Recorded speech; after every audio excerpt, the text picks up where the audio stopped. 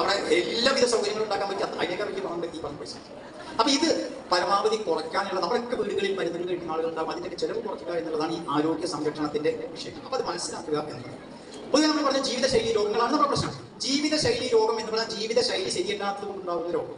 നമ്മളതിന് ആശുപത്രി പോയി മരുന്ന് കഴിക്കും. അതിന് പകരം ജീവിതശൈലി ഒന്ന് നന്നാക്കിയാൽ അതിന്റെ ചികിത്സാ ചെലവ് നമുക്ക് കുറയ്ക്കാൻ പറ്റും.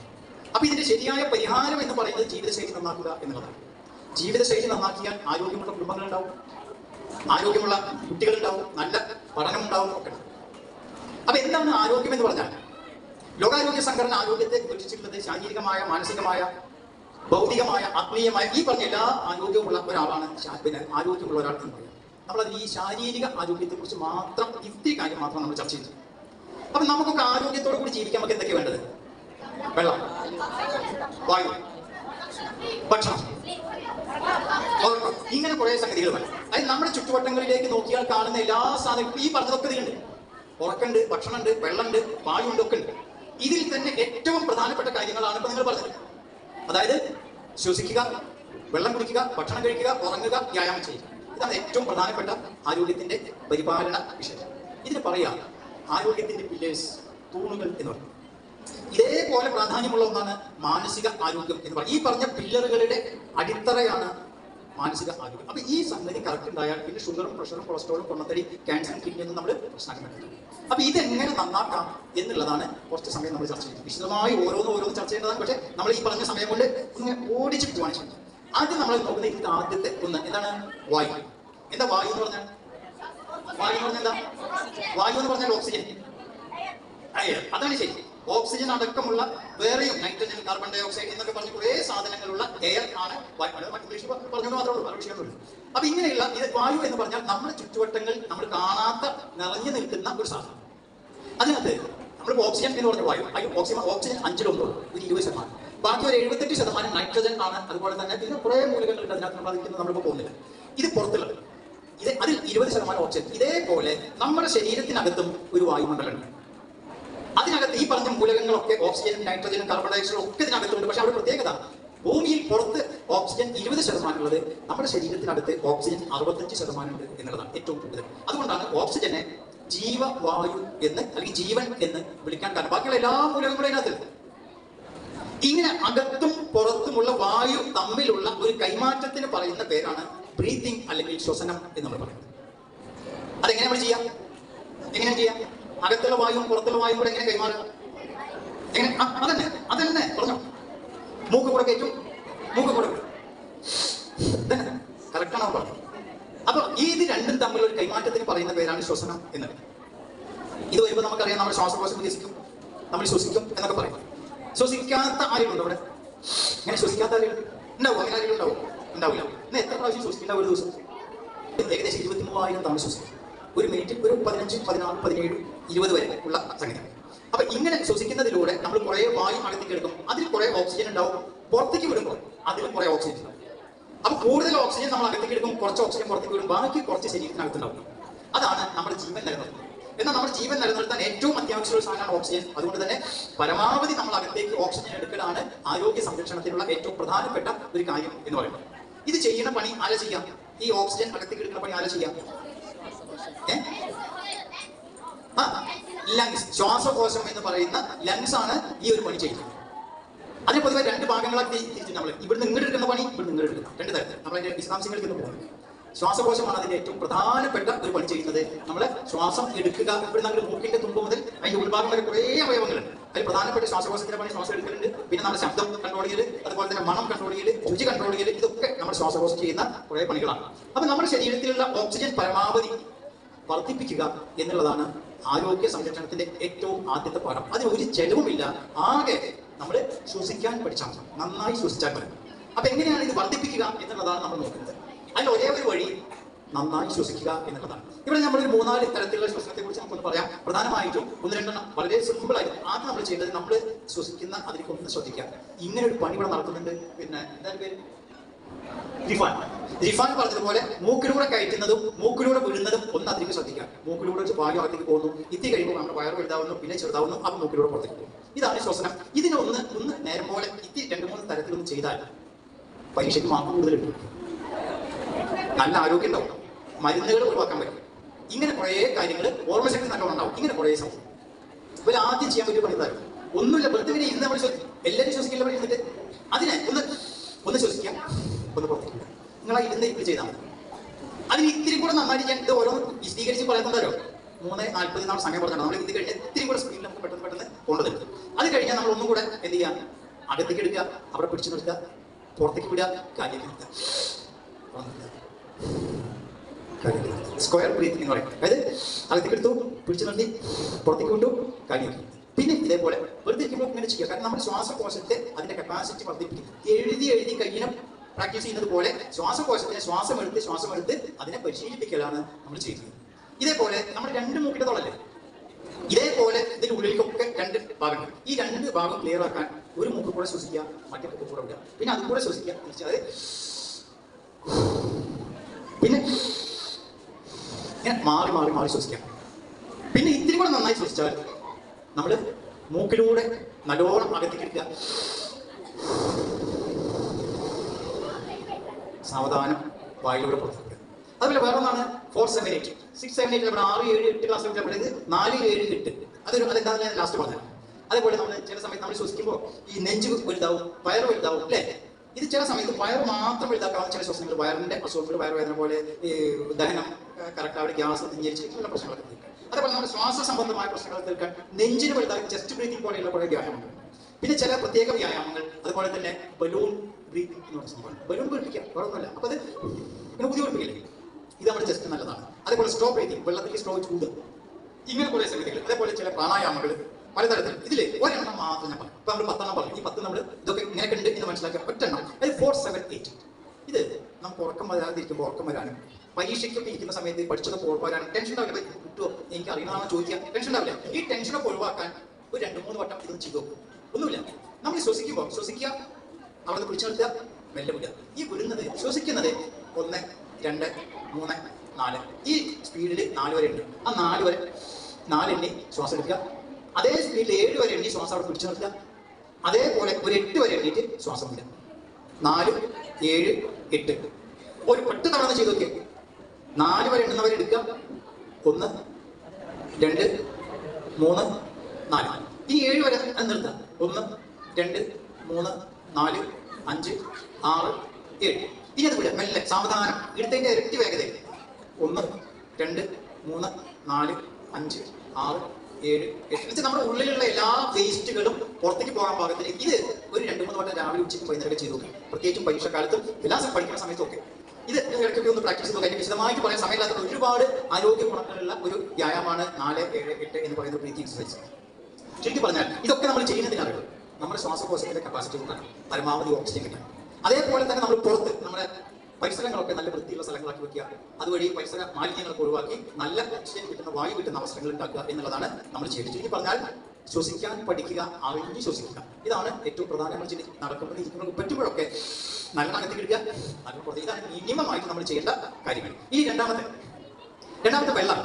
വെള്ളം എന്ന് പറയുന്നത് നമ്മൾ സ്കൂളിൽ ക്ലാസ്സിൽ പഠിക്കാണ്. വെള്ളം ജീവനാണ് എന്ന് നമ്മൾ പഠിക്കാം. വെള്ളം എഴുതാ കിണറിൽ കിടന്നുള്ള വരിക മഴയാണ് വെള്ളത്തിന്റെ ഏറ്റവും പ്രധാനപ്പെട്ട ഒരു സോഴ്സ് എന്ന് പറയുന്നത് മഴയാണ്. മഴയിൽ വരുന്ന വെള്ളം കിണറിലും പുഴയിലും ഒക്കെ ഇങ്ങനെ നിൽക്കും. അതിന് ഉപരിതല ജലം എന്ന് പറയും. കുറെ വെള്ളം മണ്ണിലേക്ക് താഴ്ന്ന് പോയി ഭൂഗർഭ ജലമായിട്ട് മാറും. അതാണ് നമ്മൾ കുഴൽ കിണറിന്നൊക്കെ നമ്മൾ എടുക്കുന്ന വെള്ളം. ലോകത്ത് മൊത്തമുള്ള നമ്മുടെ ലോകത്ത് ഏകദേശം 3/4 ഭാഗത്തോളം വെള്ളമാണ്. ഒരു 71% വെള്ളമാണ്, ഒരു 29% കര. ഈ 71% വെള്ളത്തിൽ മഹാഭൂരിപക്ഷം 97% നമുക്ക് ഉപയോഗിക്കാൻ പറ്റാത്ത വെള്ളമാണ്. ഒരു ഇത്തിരിയാണ് ഉപയോഗിക്കാൻ പറ്റിയ വെള്ളം, ഒരു 3%. അത് ലോകത്തിൽ നിൽക്കുന്നത് ഒന്ന് ആവിയായിട്ട് എന്ന് വെച്ചാൽ കാർമേഘായിട്ട്, മറ്റൊന്ന് ഖരമായിട്ട് ഐസായിട്ട്, മറ്റൊന്ന് വെള്ളമായിട്ട്. ഈ വെള്ളമാണ് കിണറില്, പുഴയില്, കായലില്, കുളത്തില് ഒക്കെ കാണുന്നത്. അപ്പൊ നമുക്ക് കിട്ടുന്ന വെള്ളം എന്ന് പറഞ്ഞാൽ ആകെ 3% ഉള്ളൂ. ആകെ വെള്ളം അതിൽ തന്നെ കുറെ മലിനപ്പെട്ടതാവും. കുടിക്കാൻ വേണ്ടി മനുഷ്യന് കിട്ടുന്ന വെള്ളം എന്ന് പറഞ്ഞാൽ ഇതിൽ ചെറിയൊരു മഞ്ഞവര കാണാം. ഇതാണ് ഇത്രയും വെള്ളത്തിൽ മനുഷ്യന് കുടിക്കാൻ കിട്ടുന്ന വെള്ളം. ഈ മഞ്ഞവര അത്രയും ചെറിയ അളവിലുള്ള വെള്ളമേ മനുഷ്യന് കുടിക്കാൻ കിട്ടുള്ളൂ. അതുകൊണ്ട് വെള്ളം നശിപ്പിക്കരുത് ഒരു തുള്ളി പോലും. ആവശ്യത്തിന് മാത്രം ഉപയോഗിക്കുക എന്നുള്ളതാണ് നമ്മൾ ചെയ്യുന്നത്. ഇനി ഈ വെള്ളത്തെ കുറിച്ച് നമുക്ക് എന്തെങ്കിലും അറിയാം എന്ന് പറയണമെങ്കിൽ ഇത്രയും കാര്യങ്ങൾ നമ്മൾ അറിയണം. ഒരു 8 കാര്യങ്ങൾ. വെള്ളം സംഭരണം, സംരക്ഷണം, മലിനീകരണം, ജലജന്യ രോഗങ്ങൾ, ഇങ്ങനെ കുറെ കാര്യങ്ങൾ. അതിനൊന്നും വിശദാംശങ്ങളിലൊന്നും പോകില്ല. പ്രധാനമായിട്ട് ഇവിടെ നമ്മൾ നോക്കാം, ആ ഡീറ്റെയിലേക്കൊക്കെ പോയാൽ നമുക്ക് അവസാനിക്കാൻ പറ്റും. പ്രധാനമായിട്ട് നമ്മൾ ഈ വെള്ളവും നമ്മളും, അല്ലെങ്കിൽ വെള്ളവും ആരോഗ്യമായിട്ട് എന്താ ബന്ധം എന്ന് ചോദിച്ചാൽ, നമ്മുടെ ശരീരവും വെള്ളവുമായിട്ട് എന്താണ് ബന്ധം എന്ന് നമ്മൾ മനസ്സിലാക്കുക. സാധാരണ നമ്മുടെയൊക്കെ ശരീരത്തിൽ എന്ന് പറഞ്ഞാൽ, നമ്മളൊക്കെ നമ്മളെ ഉമ്മയുടെ ഗർഭപാത്രത്തിലുള്ള അതിൽ ഏതാണ്ട് 90% വെള്ളം. നമ്മുടെ ശരീരത്തിൽ അതൊക്കെ കഴിഞ്ഞ് പ്രസവിക്കുന്ന സമയത്ത് ഇത്തിരി കുറയും, അത് കഴിഞ്ഞാൽ പിന്നെയും കുറയും.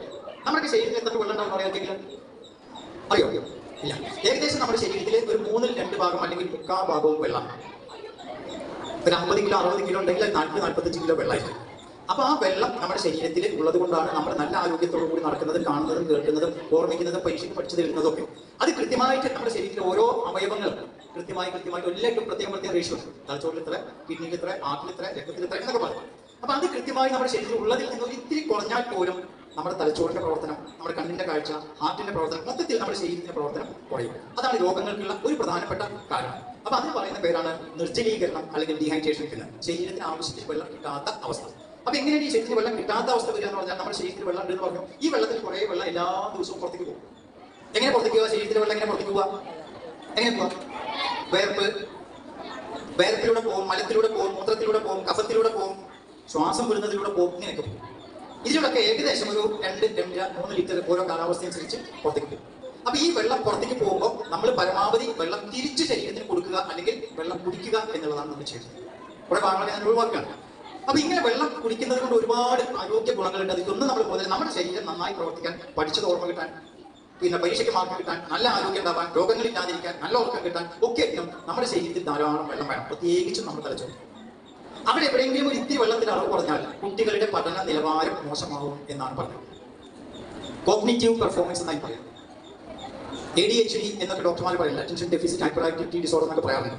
അപ്പൊ ഇത് നന്നാവാൻ നമ്മൾ പഠിക്കുന്ന കുട്ടികളാണെങ്കിലും ജോലി ചെയ്യുന്ന ആളുകളാണെങ്കിലും ഒക്കെ ഇത് പ്രശ്നം. നമ്മളൊരു മന്ദിപ്പ്, ബ്രെയിൻ ഫോഗ്, ഒരു സുഖമില്ല, വയ്യ, ക്ഷീണം എന്നൊക്കെ പറയുന്ന അവസ്ഥകളാണ് ഇതിനകത്ത് ഉണ്ടാവുക.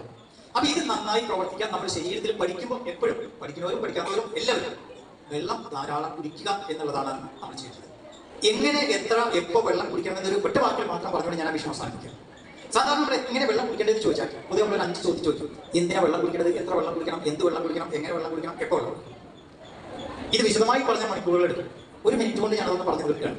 എന്തിനാ വെള്ളം കുടിക്കണം വെച്ചാൽ നമ്മുടെ ശരീരം നന്നായി പ്രവർത്തിക്കാൻ. തൽക്കാലത്ത് മനസ്സിലാക്കിയാൽ മതി. പ്രധാനമായുള്ളത് എത്ര വെള്ളം കുടിക്കണം എന്നുള്ളതാണ്. അത് നമ്മൾ ആലോചിക്കേണ്ടത്. നമ്മുടെ ശരീരത്തിന്റെ തൂക്കം അറിയാം. അവരവരുടെ ശരീരത്തിന്റെ തൂക്കം അറിയുന്ന എത്ര പേരുണ്ട് ഇവിടെ? ഏതാണ്ട് എല്ലാവർക്കും അറിയാം. വരും. അപ്പൊ ആ തൂക്കം ഇപ്പൊ ഒരു 40 കിലോ ആണ്, 50 കിലോ ആണ്, 60 കിലോ ആണ്. അതിന് കൂടെ ഇൻഡു എന്ന് പറഞ്ഞാൽ അറിയാം, മൾട്ടിപ്ലൈ 40, 40 കൊണ്ട് പെരുക്കില്ല. അപ്പൊ ഒരു ഉത്തരം കിട്ടും. നിങ്ങളുടെ തൂക്കം മൾട്ടിപ്ലൈ 40. അപ്പൊ ആ ഉത്തരം കിട്ടുന്ന അത്ര മില്ലി വെള്ളം നമ്മൾ കുടിച്ചിരിക്കണം. ഇപ്പൊ 60 കിലോ ഉണ്ടെങ്കിൽ 60 × 40 2400. അപ്പൊ 2.4 ലിറ്റർ, 2 ലിറ്റർ വെള്ളം, 10 ഗ്ലാസ് വെള്ളം മിനിമം കുടിച്ചിരിക്കണം. അതാണ് ഏറ്റവും പ്രധാനം. പിന്നെ എന്ത് വെള്ളം എന്നുള്ളതാണ് ശരിയായ വെള്ളം, ശുദ്ധമായ വെള്ളം. അതിനെന്ത് വേണം? നമ്മൾ കുടിക്കുന്ന വെള്ളം ഒന്ന് ലബോറട്ടറിയിൽ കൊണ്ടുപോയി പരിശോധിച്ച് അവിടെ രോഗാണുക്കളും ഇല്ല എന്ന് ഉറപ്പുവരുത്തും. അതേപോലെ എങ്ങനെയാണ് വെള്ളം കുടിക്കേണ്ടത് എന്നുള്ളതാണ്. സാധാരണ നമ്മൾ ഇരുന്ന് കഴുത്ത് വളയാതെ കവിളായി നമ്മൾ ഓരോ കവിളിലും നമ്മുടെ വായിലെ ഉമിനീര് ആ വെള്ളത്തിലേക്ക് കൂട്ടിച്ചേർത്തുകൊണ്ട് വേണം നമ്മൾ വെള്ളം കുടിക്കാൻ. അപ്പൊ ഒരു കവിൾ വെള്ളം വായിലെടുക്കുക, അതിലേക്ക് ഉമിനീരൊന്ന് ചേർത്ത് താഴേക്ക്. അപ്പൊ ആ വെള്ളത്തിന് ഒരു ഔഷധ ഗുണം, കാരണം ഈ ഉമിനീരിന് ഒരുപാട് ഔഷധ ഗുണങ്ങളുണ്ട്. ഇത് വെള്ളത്തിൽ സാധാരണ ഭക്ഷണം നമ്മൾ നല്ലോണം ചവക്കണം എന്നൊക്കെ പറയുന്നത് കൊണ്ടാണ്. പിന്നെ അതേപോലെ തന്നെ എപ്പോഴാണ് വെള്ളം കുടിക്കേണ്ടത്? വെള്ളം ശരീരത്തിന് ഏറ്റവും ആവശ്യം രാവിലെ. പഠിക്കുന്ന വിദ്യാർത്ഥികൾ പ്രത്യേകിച്ച് ശ്രദ്ധിക്കുക. രാവിലെ 2 ഗ്ലാസ് വെള്ളം കുടിക്കാൻ ശ്രദ്ധിക്കുക. ഒരു ഗ്ലാസ് കുടിച്ച് തുടങ്ങിയ ഒരാഴ്ചയൊക്കെ കഴിഞ്ഞാൽ 2 ഗ്ലാസ് ആക്കുക. ചായ കണ്ട ചായ കവുന്നതിന് 1/2 മണിക്കൂർ കഴിഞ്ഞ് കുടിക്കുക. രാവിലെ എണീറ്റ് പല്ലൊക്കെ തേച്ച് കഴിഞ്ഞാൽ 2 ഗ്ലാസ് വെള്ളം കുടിക്കുന്ന ശീലം ഇന്ന് മുതൽ പരീക്ഷ കഴിയുന്നവരെ ഉണ്ടാക്കുക. അതിനുശേഷം പിന്നെ കണ്ടിന്യൂ. അപ്പൊ അത് ഒരുപാട് നമ്മുടെ തലച്ചോറിനൊക്കെ ഗുണം ചെയ്യും. ഒപ്പം വെള്ളം കുടിക്കുമ്പോൾ ഒരുപാട് സുന്നത്തുകളുണ്ട്. ഒരു ഗ്ലാസ് വെള്ളം കുടിക്കുമ്പോൾ പോലും നമുക്ക് 6 സുന്നത്തുകളുണ്ട്. അപ്പൊ ഒരു 10 ഗ്ലാസ് അല്ലെങ്കിൽ ഒരു 8 ഗ്ലാസ് വെള്ളം കുടിച്ചാൽ ഒരു 14 സുന്നത്തുകൾ നമുക്ക് കിട്ടും. അപ്പൊ നമ്മൾ ഈ വെള്ളം പുറത്തേക്ക് എത്ര പോകുന്നോ, വേർപ്പായി, കഫമായി, മലമായി, മൂത്രമായിട്ടൊക്കെ പുറത്തേക്ക് പോകുന്ന വെള്ളത്തിൽ അത്ര വെള്ളം തിരിച്ച് നമ്മൾ ശരീരത്തിൽ കൊടുക്കണം. അതിനാണ് നേരത്തെ പറഞ്ഞത് ഈ 40 മില്ലി വെള്ളം. ഇപ്പൊ ഈ വാട്ടർ ബോട്ടിൽ അളവൊക്കെ വെച്ചിട്ടുള്ള കുറെ വെള്ളങ്ങൾ വരുന്നു ബോട്ടിലുകൾ. വേണമെങ്കിൽ അതൊക്കെ വാങ്ങിച്ചേക്കാം, ഞാൻ ഇത്ര വെള്ളം കുടിച്ചു എന്ന് നമുക്ക് മറ്റേ വെള്ളങ്ങൾക്ക് ഓരോ ഗ്ലാസ് കുടിക്കുമ്പോൾ അറിയാൻ പറ്റില്ല. എപ്പോഴും ഉറപ്പ് വരുത്തേണ്ടത് കുടിക്കുന്ന വെള്ളം ശുദ്ധമാണ് എന്നുള്ളതാണ്. ശുദ്ധമായ വെള്ളമാണെങ്കിൽ അതിനാവശ്യമായ ഈ പറഞ്ഞ പോഷകങ്ങൾ അല്ലെങ്കിൽ മൂലകങ്ങൾ ഒക്കെ ഇതിനകത്ത് ഉണ്ടാവണം. അതിനാണ് വെള്ളം എന്ന് കൊണ്ടുപോയി പരിശോധിക്കണം എന്ന് പറയുന്നത്. വെള്ളം കാണുമ്പോൾ നല്ല ക്ലിയർ ആയതുകൊണ്ട് നന്നായിക്കൊള്ളാം എന്നില്ല. കാരണം കുപ്പിവെള്ളങ്ങളൊക്കെ മഹാഭൂരിപക്ഷം കുപ്പിവെള്ളങ്ങൾ വളരെ മോശമായ അവസ്ഥകളാണ്. പിന്നെ ഇന്ന് മുതൽ പരീക്ഷ കഴിയുന്നത് വരെയെങ്കിലും, മാർച്ചിലെ പരീക്ഷ കഴിയുന്നത് വരെയെങ്കിലും ഈ സാധനങ്ങൾ ഒഴിവാക്കുക. ഓക്കെ? പകരം വെള്ളം ധാരാളം കുടിക്കുക. വെള്ളം ധാരാളം കുടിക്കാൻ ഒരുപാട് എനിക്ക് ഒരുപാട് മാർക്ക് കിട്ടണം, ഞാൻ കുറെ വെള്ളം കുടിക്കട്ടെ എന്ന് 10-15 പിന്നെ വെള്ളം അങ്ങനെ ഗ്ലാസ് വെള്ളം കുടിക്കേണ്ട ആവശ്യമില്ല. ആവശ്യത്തിലുള്ള കാരണം വെള്ളം കൂടിക്കഴിഞ്ഞാലും അത് പ്രശ്നങ്ങളുണ്ടാവും. അപ്പൊ മനസ്സിലാക്കേണ്ടത് വെള്ളം ആരോഗ്യത്തിന് ഏറ്റവും ആവശ്യമുള്ള ഒരു സാധനമാണ്. അത് അറിഞ്ഞ് മിതമായി വെള്ളം കുടിക്കുക എന്നുള്ളതാണ് നമ്മൾ മനസ്സിലാക്കുന്നത്. ഇനിയാണ് ഏറ്റവും പ്രധാനപ്പെട്ട വിഷയം, ഭക്ഷണം. ഭക്ഷണം എന്നതിനേക്കാൾ നമ്മൾ പോഷകാഹാരം എന്ന് പറയലാണ് അതിന് ശരി. ഭക്ഷണം എന്നല്ല നമ്മൾ പറയേണ്ടത്, പോഷകാഹാരമാണ് നല്ല ആരോഗ്യത്തിന് നമ്മൾ കഴിക്കേണ്ട സാധനം. എന്താണ് ഭക്ഷണം എന്ന് ചോദിച്ചാൽ മനുഷ്യന്റെ ശരീര വളർച്ചയ്ക്ക് അവൻ കഴിക്കുന്നതോ കുടിക്കുന്നതോ ആയ സാധനമാണ് ഭക്ഷണം എന്ന് പറയുന്നത്. എന്തിനാ ഭക്ഷണം കഴിക്കണമെന്ന് ചോദിച്ചാൽ എന്തിനാ ഭക്ഷണം കഴിക്കുന്നത്? വളരെ. പിന്നെ നമ്മൾ സാധാരണ കുറെ ആളുകൾ ഭക്ഷണം കഴിക്കുന്ന ഒന്ന് വയറ് നിറയാണ്, പിന്നെ ഒന്ന് നല്ല രുചിയുള്ള ഭക്ഷണം. പക്ഷേ ഭക്ഷണം നമ്മൾ കഴിക്കുന്നത് ശരീരത്തിന്റെ കൃത്യമായ വളർച്ചയ്ക്കും ഒരു ദിവസം പ്രവർത്തിക്കാൻ വേണ്ട ഊർജ്ജം കിട്ടാനാണ്. ഇങ്ങനെ ഭക്ഷണം കൃത്യമായി ഈ പറഞ്ഞ പണികൾ ഉണ്ടാവണമെങ്കിൽ 5 തരത്തിൽപ്പെട്ട ഭക്ഷണങ്ങളാവണം നമ്മൾ കഴിക്കുന്നത്. അല്ലെങ്കിൽ നമ്മൾ കഴിക്കുന്ന ഭക്ഷണങ്ങളൊക്കെ ഈ 5 തരത്തിൽ ഉൾപ്പെട്ടിട്ടുണ്ട്. എന്തൊക്കെയാണ്? ഒന്ന് പാൽ ഉൽപ്പന്നങ്ങൾ, ഒന്ന് പച്ചക്കറി ഉൽപ്പന്നങ്ങൾ, ഒന്ന് പഴ ഉൽപ്പന്നങ്ങൾ, ഒന്ന് ധാന്യ ഉൽപ്പന്നങ്ങൾ, ഒന്ന് പ്രോട്ടീൻ ഉൽപ്പന്നങ്ങൾ. ഇതിൽ ഓരോന്നിൽപ്പെട്ട ഇതൊക്കെ നമ്മൾ എന്ത് കഴിക്കണം അതൊക്കെ ഏതേലും ഒരെണ്ണത്തിൽ വരും. ഇങ്ങനെ ഈ 5 തരത്തിലുള്ള ഭക്ഷണം ഉൾക്കൊള്ളുമ്പോഴാണ് അതിന് ആരോഗ്യമുള്ള ഭക്ഷണം എന്ന് പറയുന്നത്. ആ ഭക്ഷണം നമുക്ക് കിട്ടേണ്ട സാധനം വയറ് നിറയാതെ നാവിൽ രുചി ഉണ്ടാവുക എന്നതിനപ്പുറം ഭക്ഷണത്തിന് കിട്ടേണ്ടത് പോഷകങ്ങളാണ്, ന്യൂട്രീഷൻ. ആ ഭക്ഷണം കഴിക്കുന്ന ന്യൂട്രീഷന് വേണ്ടിയാണ് ശരീര വളർച്ച. എന്തൊക്കെ ന്യൂട്രീഷനാണ് കിട്ടേണ്ടത് എന്ന് ചോദിച്ചാൽ പ്രധാനമായും 6 പോഷകങ്ങൾ കിട്ടും. Carbohydrate, protein, fat, mineral, vitamin എന്നൊക്കെ പറഞ്ഞ് 6 തരം. അതിൽ ചിലത് കൂടുതൽ കിട്ടും, അതിന് മാക്രോ ന്യൂട്രിയൻസ് എന്ന് പറയും. ചിലത് കുറേശ്ശെ കിട്ടിയാൽ മതി, അതിന് മൈക്രോ ന്യൂട്രിയൻസ് എന്ന് പറയും. അതേപോലെ നമ്മൾ കഴിക്കുന്ന എല്ലാ ഭക്ഷണത്തിലും നാരുള്ള ഭക്ഷണങ്ങളാവണം. അത് പഴങ്ങൾ, പച്ചക്കറികൾ, ഇലക്കറികൾ ഉണ്ടാവുക. അതുപോലെ ഭക്ഷണത്തിലൊക്കെ ആന്റി ഓക്സിഡന്റുകൾ ഉണ്ടാവണം. പഴം, പച്ചക്കറി, ഇലകൾ അതിലൊക്കെ ഉണ്ടാവുക. അതേപോലെ നമ്മൾ കഴിക്കേണ്ട ഭക്ഷണം നമ്മൾ ഈ പച്ചക്കറി കടകളിൽ ചെന്ന കുറേ നിറത്തിലുള്ള പച്ചക്കറി കണ്ടിട്ടില്ലേ? ഇതിലുള്ള എല്ലാ നിറത്തിലുള്ള പഴങ്ങളും പച്ചക്കറികളും നമ്മൾ കഴിക്കണം. റെയിൻബോ ഫുഡ് എന്ന് എഴുതി എല്ലാ നിറത്തിലും. കാരണം ഓരോ നിറത്തിലും ഓരോ ഗുണങ്ങളാണ്. ഇതൊക്കെ മനുഷ്യന് വേണ്ട സാധനങ്ങളാണ്. അതിനുള്ള എളുപ്പ വഴിയാണ് ഇതൊക്കെ ഒരു സലാഡാക്കി, ഫ്രൂട്ട് സലാഡാക്കി, അല്ലെങ്കിൽ സൂപ്പാക്കി, വെജിറ്റബിൾ ഇങ്ങനെയൊക്കെ നമ്മൾ കഴിക്കണം. അതേപോലെ പച്ചക്കറികൾ, അതുപോലെ തന്നെ ധാന്യങ്ങൾ, ഇപ്പോൾ പയർവർഗ്ഗങ്ങളാണെങ്കിൽ അതൊക്കെ മുളപ്പിച്ച് നമ്മൾ കഴിക്കുന്നത് ഒരുപാട് ആരോഗ്യ ഗുണങ്ങളുള്ള സംഗതിയാണ്. ഒപ്പം നമ്മുടെ നാട്ടിൻപുറത്ത് കിട്ടുന്ന സാധനങ്ങൾ, അതുപോലെ ചില ഇപ്പോൾ ചക്കയുടെ കാലത്ത് ചക്ക, മാങ്ങയുടെ കാലത്ത് മാങ്ങ, ഇങ്ങനെയൊക്കെയുള്ള അതുപോലെ നമ്മുടെ ലോക്കലായിട്ട് പ്രാദേശികമായിട്ട് കിട്ടുന്ന പഴങ്ങൾ, ഇതൊക്കെയാണ് നമ്മൾ കൂടുതൽ കഴിക്കേണ്ട സാധനം. പ്രധാനമായിട്ട് ഭക്ഷണത്തിൽ കഴിക്കുമ്പോൾ നമ്മൾ മനസ്സിലാക്കേണ്ട സംഗതി നമ്മൾ കഴിക്കുന്ന ഭക്ഷണത്തിൽ എത്ര കലോറി ഉണ്ട് എന്നുള്ളത്. ഈ കലോറി കൃത്യമാവാതെ വന്നാൽ പലതരത്തിലുള്ള രോഗങ്ങൾ നമുക്ക് വരും. ഇത് നമ്മുടെ കാർബോഹൈഡ്രേറ്റ് എന്ന് പറയുന്നത് ഇതിൽ ഏകദേശം 40-50%, അതുപോലെ ഫാറ്റ് 30%, പ്രോട്ടീൻ ഒരു 30%. ഇതാണ് റേഷ്യോ പറയുന്നത്. പക്ഷേ ഇന്ന് നമ്മളൊക്കെ കഴിക്കുന്ന ഭക്ഷണം എന്ന് പറയുന്നത് ഈ കാർബോഹൈഡ്രേറ്റ് 40-50 പകരം 90% ആയിരിക്കും. കാരണം നമ്മളൊക്കെ പ്ലേറ്റിൽ നിറയെ ചോറ് എടുത്തിട്ട് അതിൽ തുമ്പത്തിൽ ഉപ്പേരി കഴിക്കുന്ന ആളുകളാണ്. ചോറ് കാർബോഹൈഡ്രേറ്റ്. അപ്പൊ ഈ കാർബോഹൈഡ്രേറ്റ് ഒരുപാട് കഴിക്കുന്നത് കൊണ്ട് പഠിക്കാൻ മാർക്ക് കിട്ടൂല എന്നുള്ള മാത്രമല്ല, ആരോഗ്യത്തിന് ഒരുപാട് പ്രശ്നമുണ്ട്. അപ്പൊ അത് ഒഴിവാക്കാൻ ഈ റേഷ്യോ കൃത്യമായി ഭക്ഷണത്തെ മനസ്സിലാക്കുക എന്നുള്ളത്. അങ്ങനെ ഈ റേഷ്യോ കറക്റ്റ് ആവുമ്പോഴാണ് അത് ബാലൻസ്ഡ് ഫുഡ് ആവുക, സംസ്കൃത ആഹാരം. ഇത് നമ്മൾ ആക്കാൻ എന്താ ചെയ്യേണ്ടതെന്ന് വെച്ചാൽ നമ്മൾ കഴിക്കുന്ന ഭക്ഷണത്തിന്റെ പ്ലേറ്റ് ഒന്ന് കറക്റ്റാക്കി വീട്ടിൽ ചെന്നിട്ട് മാർക്കോടൊന്ന് പറഞ്ഞു. എന്താ ചെയ്യാച്ചാൽ നമ്മൾ കഴിക്കുന്ന ഭക്ഷണത്തിന്റെ പ്ലേറ്റിന്റെ പകുതി വേവിച്ചതും വേവിക്കാത്തതുമായ പഴങ്ങളും പച്ചക്കറികളുമാണ്. സാമ്പാറിലെ കഷ്ണങ്ങൾ, അവിയലിലെ കഷ്ണങ്ങൾ, ഉപ്പേരി, അതുപോലെ കുക്കുമ്പർ, ആപ്പിൾ, മുന്തിരി, ഇങ്ങനെയുള്ള സാധനങ്ങളാണ് പകുതി. 1/4 ഭാഗം പ്രോട്ടീൻ ഫുഡുകളാണ്. അവിടെ ഇറച്ചി, മീന്, മുട്ട പോലത്തെ അങ്ങനത്തെ സാധനങ്ങളൊക്കെ ആണ്. 1/4 ഭാഗം കാർബോഹൈഡ്രേറ്റ്. ഇവിടെ ചോറ്, ഇഡ്ഡലി, ദോശ, പുട്ട്, ബിസ്ക്കറ്റ്, റസ്ക്, മന്തി, ബിരിയാണി, നെയ്ച്ചോറ്, എല്ലാ സാധനം. എത്ര? 1/4 ഭാഗം. അതിനേക്കാൾ അല്ലെങ്കിൽ അതിന്റെ ഇരട്ടി ഇവിടെ ഈ സാധനം വേണം. നമ്മുടെ പ്ലേറ്റിൽ അത് ഉണ്ടാവാറില്ല കേട്ടോ, ഉണ്ടാവാറില്ല. ഇവിടെയാണ് പ്രശ്നം. അപ്പൊ പ്ലേറ്റിന്റെ പകുതി നമ്മൾ പഴങ്ങളും പച്ചക്കറികളും കഴിക്കണം എന്നുള്ളതാണ് ആരോഗ്യത്തിന്റെ പ്രധാനമായ സംഗതി. അപ്പോൾ ആരോഗ്യം നന്നാക്കാൻ ഒരു ടിപ്പ് എന്താ വെച്ചാൽ ചേഞ്ച് യുവർ പ്ലേറ്റ്. അപ്പൊ വീട്ടിൽ ചെന്ന് പറയാം ചേഞ്ച് യുവർ പ്ലേറ്റ്. എങ്ങനെ ചോദിച്ചാൽ നേരത്തെ പറഞ്ഞ പോലെ ഇങ്ങനത്തെ ഈ ഒരു പകുതി ഈ രൂപത്തിൽ ആവണം നമ്മുടെ ഭക്ഷണത്തിന്റെ പ്ലേറ്റ്. അതുപോലെ ഭക്ഷണം നന്നായി ചവച്ചരച്ച് കഴിക്കാൻ പഠിക്കുക. നമ്മൾ സാധാരണ ഭക്ഷണം 3 നേരം കഴിക്കുന്ന ഭക്ഷണങ്ങൾ, രാവിലെ ബ്രേക്ക്ഫാസ്റ്റ് കഴിക്കുന്ന ആളുകളാണ്. നമുക്ക് ഇഷ്ടമുള്ള ബ്രേക്ക്ഫാസ്റ്റ്, പക്ഷേ നിർബന്ധമായും ബ്രേക്ക്ഫാസ്റ്റ് കഴിക്കുക എന്നുള്ളതാണ്. സ്കൂളിലേക്ക് വരുന്നതിന് മുമ്പ് നിർബന്ധമായും ബ്രേക്ക്ഫാസ്റ്റ് കഴിച്ചിരിക്കണം എന്നുള്ളത് ഏറ്റവും പ്രധാനപ്പെട്ട പരീക്ഷയ്ക്ക് മാർക്ക് കിട്ടാൻ, നല്ല ആരോഗ്യം ഉണ്ടാവാൻ ഉള്ള ഒരു സംഗതിയായി നമ്മൾ എടുക്കണം. ഉച്ചയ്ക്കുള്ള ലഞ്ച് നിങ്ങളൊരു ഹെൽത്തി ലഞ്ചായിട്ട് പിന്നെ പച്ചക്കറികളും ഉപ്പേരികളും ഒക്കെ ഉള്ള മീനോ ഇറച്ചോ എന്ത് വേണമെങ്കിൽ അവർക്ക് കുഴപ്പമില്ല. രാത്രിത്തെ ഡിന്നർ ഏറ്റവും ലഘുവായി, ഏറ്റവും ലളിതമായി നേരത്തെ കഴിക്കുന്ന സംവിധാനം. അപ്പൊ ഈ 3 ഭക്ഷണങ്ങളിൽ പ്രധാനം ബ്രേക്ക്ഫാസ്റ്റാണ്. എന്നാൽ നിങ്ങൾ ഏറ്റവും കൂടുതൽ മിസ്സാക്കുന്ന, ഒഴിവാക്കുന്ന സാധനം ബ്രേക്ക്ഫാസ്റ്റ് ആവും. രാത്രിത്തെ ഫുഡ് നമ്മൾ ഒഴിവാക്കണില്ല, ഉച്ചയ്ക്ക് നമ്മൾ കഴിക്കും. രാവിലത്തെ നമ്മൾ ഒപ്പിക്കലാണ്. വണ്ടി വന്നിട്ടുണ്ടാവും, അല്ലെങ്കിൽ തിരക്കാവും, ഇങ്ങനെ കഴിക്കും. വളർത്തി വെച്ചാൽ പോലും നമ്മൾ കഴിക്കാം.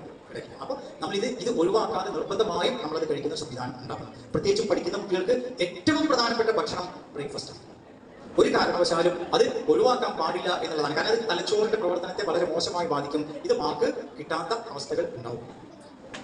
മറ്റേതിന്റെ വിശദാംശങ്ങളിലേക്ക് ഞാനിപ്പോൾ പോകുന്നില്ല. ഇനി നമ്മൾ അടുത്ത ഭാഗം എന്താ വെച്ചാൽ നമ്മൾ ഭക്ഷണം ആവശ്യത്തിനെടുത്ത് വേസ്റ്റ് ആക്കാതിരിക്കുക. അതുപോലെ നമ്മൾ വീട്ടുകാരൊക്കെ ഒരുമിച്ച് ഭക്ഷണം കഴിക്കുക. ഭക്ഷണം കഴിക്കുമ്പോൾ കയ്യും വായൊക്കെ വൃത്തിയായിട്ട് കഴുകുക. അതുപോലെ ഭക്ഷണം കഴിക്കുന്ന മൊബൈൽ ഫോൺ, TV, റേഡിയോ ഈ സാധനങ്ങളൊക്കെ ഒഴിവാക്കുക എന്നുള്ളത്.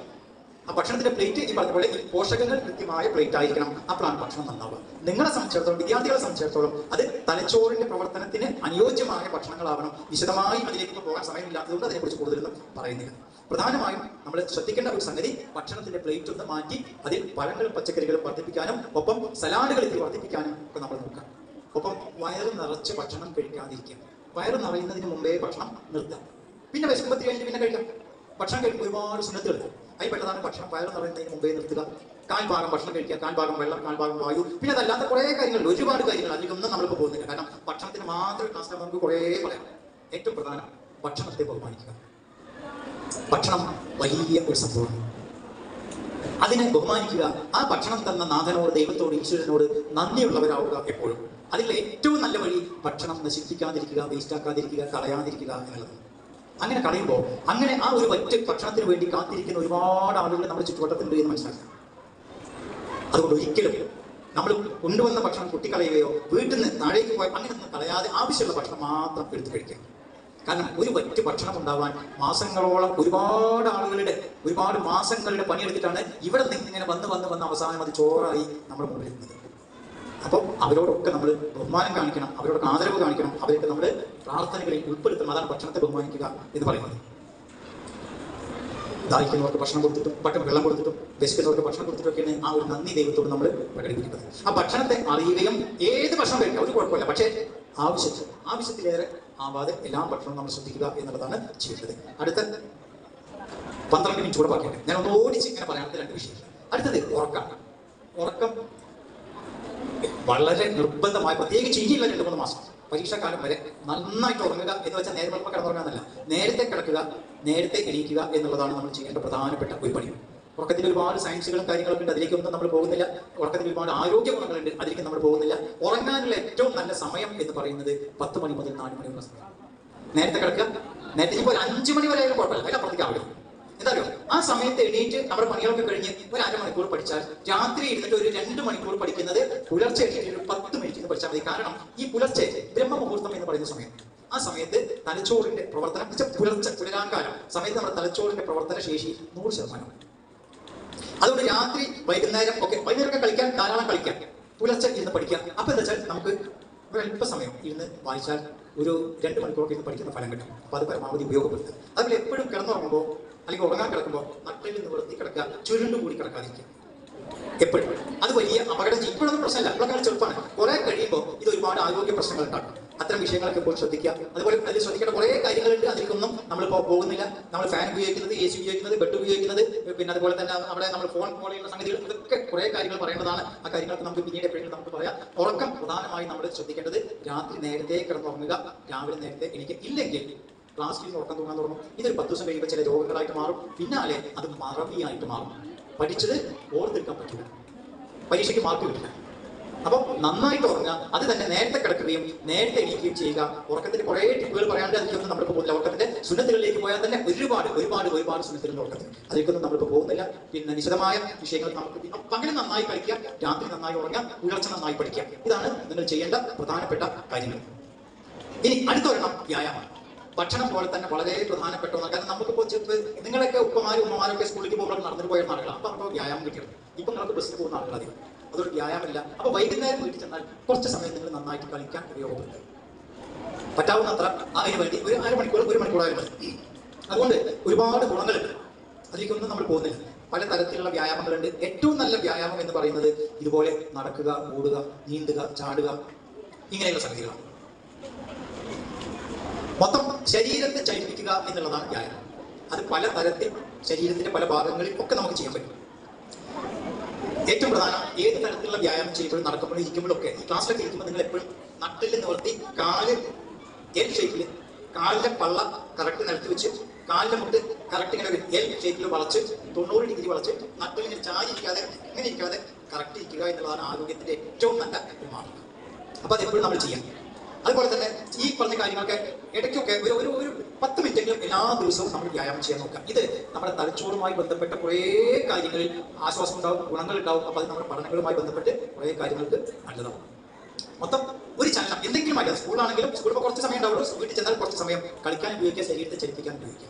ഇതാണ് ആ ഒരു വിഷയത്തിൽ ചെയ്തത്. പിന്നെ ആരോഗ്യത്തിന് പ്രധാനപ്പെട്ട കാര്യം എന്ന് പറയുന്നത് ഒരു ശുചിത്വം. അത് വ്യക്തി ശുചിത്വമുണ്ട്, അതുപോലെ തന്നെ പരിസര ശുചിത്വം. ഈ രണ്ടും നമ്മൾ ശ്രദ്ധിക്കണം എന്നുള്ളതാണ്.